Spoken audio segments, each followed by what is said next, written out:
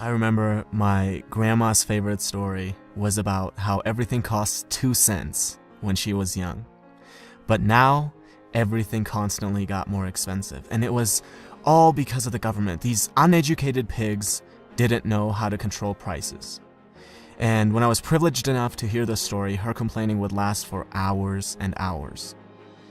And that's exactly what reactive people do. They always focus on the things that they cannot control.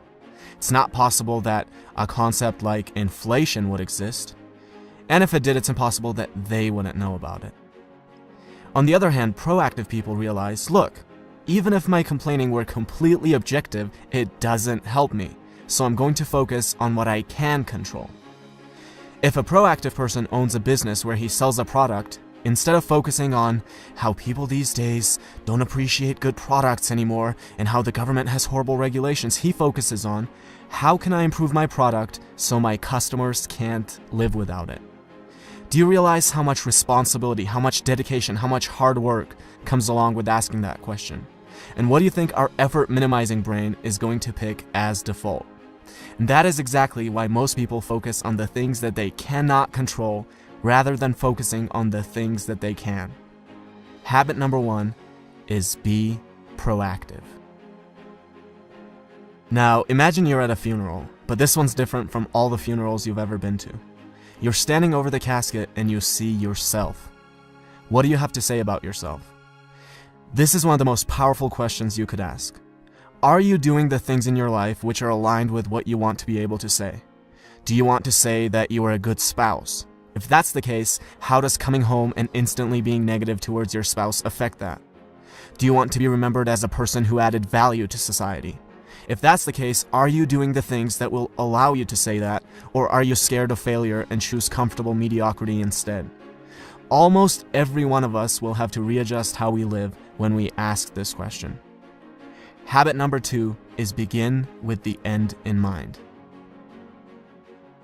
Now, if I were to ask you, what are the most important things to you?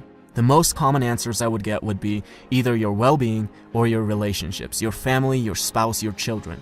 You would never ever say organizing papers or watching TV. But how many of us spend more time organizing papers and watching TV than planning our nutrition and going to the gym or cultivating a healthy family environment?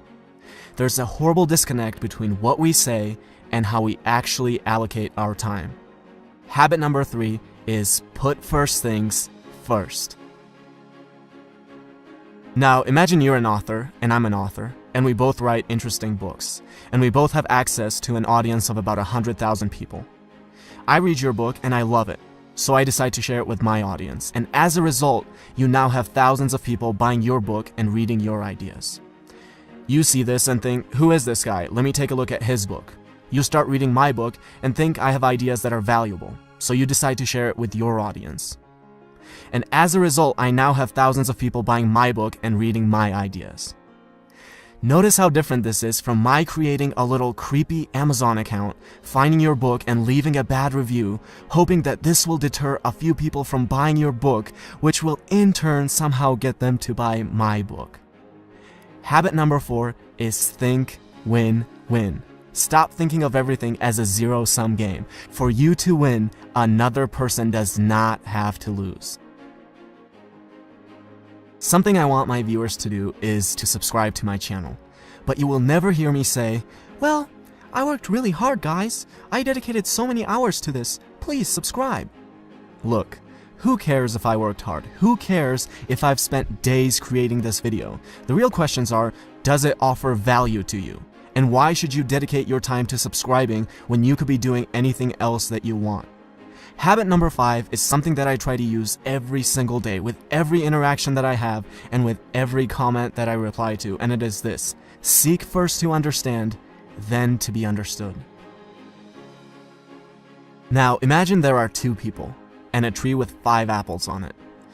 They're both too short to reach the apples, but if one of them sits on the other's shoulders, he can reach all 5 of the apples.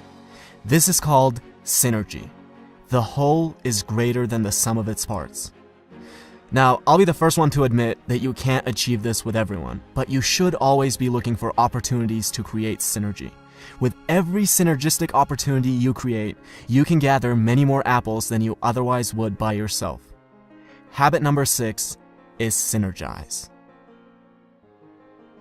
A man has been trying to cut down a tree for hours, and after a while his neighbor can't take it anymore, goes over and says, "You know, if you sharpen the saw, you'll be able to cut it down faster." And the man replies, "But sharpening the saw is going to take time." Now, we might laugh at this story, but we do the same thing all the time. We can't find 30 minutes a day, 4 times a week, to go to the gym. Our health deteriorates to a point where we're physically incapable of being effective. We can't read a book for 15 minutes a day and mentally stimulate ourselves. No, these things take too much time. And then we have the audacity to ask for little tips and tricks on how to be effective. It's like telling your engineer, "Don't worry about the foundation, where can we get the magic bricks that will float in the air?" Habit number 7 is sharpen the saw. And these are the 7 habits of highly effective people by Stephen Covey.